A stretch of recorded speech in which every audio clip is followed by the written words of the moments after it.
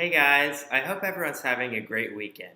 In today's speech, I'd like to talk about how I'm using your peer evaluations to become an even greater public speaker.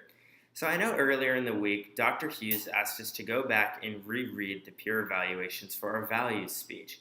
Now, I know this wasn't the most enjoyable task for any of us. However, I thoroughly believe that internalizing these peer evaluations is the only way we can improve as public speakers.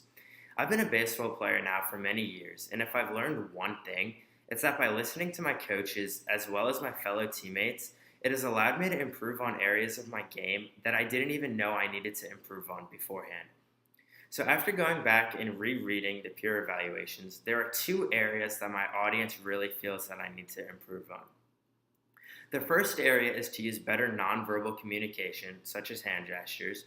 And the second area is to have a better structured speech that doesn't waste too much time in the introduction and allows time for a great summative conclusion. Now, I've came up with a plan to sort of eliminate these negative externalities from my speech.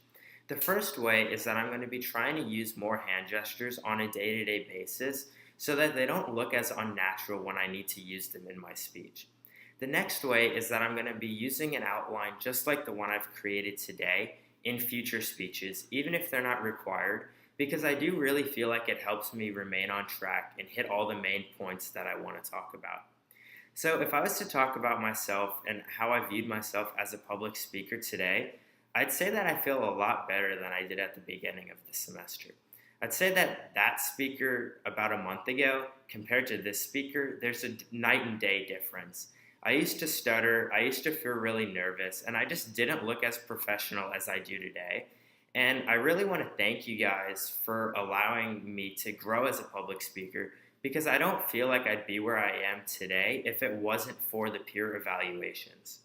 So, to conclude, I'd really like to thank you guys for watching my speech and all of the previous speeches because I really feel that you guys have allowed me to grow as a public speaker.